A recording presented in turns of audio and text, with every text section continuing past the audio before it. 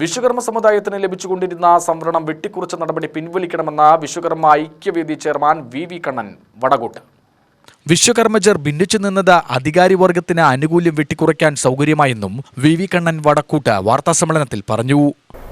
വിശ്വകർമ്മജരെ പറ്റി ആർക്കും ഈ കേരളം ഒട്ടുക്കായാലും ശരി ആർക്കും വിശ്വകർമ്മജരുടെ പ്രവർത്തനങ്ങളെയോ അല്ലെങ്കിൽ വിശ്വകർമ്മജരെ പറ്റിയൊരു ധാരണ കുറവാണ്.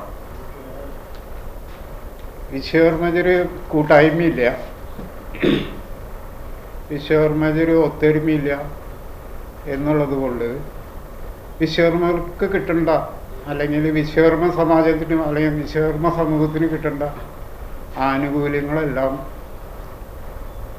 ഏത് ഗവൺമെൻറ് വന്നാലും അത് വെട്ടിക്കുറച്ചുകൊണ്ടിരിക്കുകയാണ്.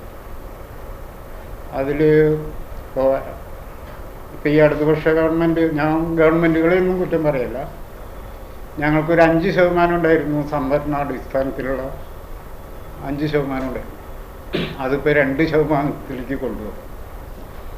അത് ഈ കൂട്ടായ്മയുടെ കുറവായിട്ടാണ് ഗവൺമെൻറ്റുകൾ കാണുന്നത്.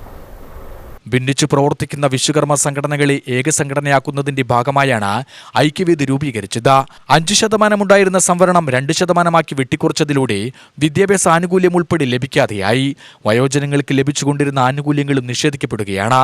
കുത്തകകളുടെ കടന്നുകയറ്റം മൂലം തൊഴിൽ രഹിതരായവരെ സംരക്ഷിക്കണമെന്ന ആവശ്യം അംഗീകരിക്കപ്പെടുന്നില്ല. സമുദായത്തിന്റെ അവശതകൾ ചൂണ്ടിക്കാട്ടി നിരവധി നിവേദനം നൽകിയെങ്കിലും ഫലമില്ല. സെൻസസ് നടത്തി ആനുകൂല്യം ഏർപ്പെടുത്തേണ്ടത് അത്യാവശ്യമാണ്. ഏകസംഘടനയായി പ്രവർത്തിക്കുന്നതിന് മുന്നോടിയായി പാലക്കാട് സംഘടിപ്പിക്കുന്ന ജില്ലാ കൺവെൻഷൻ മെയ് 18 കദളിവനത്തിൽ നടക്കുമെന്നും കണ്ണൻ വടക്കൂട്ട് പറഞ്ഞു. പൊന്നുമല രവി മരുതറോഡ്, മണികണ്ഠൻ, ഷെൽവൻ, രതീഷ് എന്നിവരും വാർത്താസമ്മേളനത്തിൽ പങ്കെടുത്തു. UTV news, Palakkad.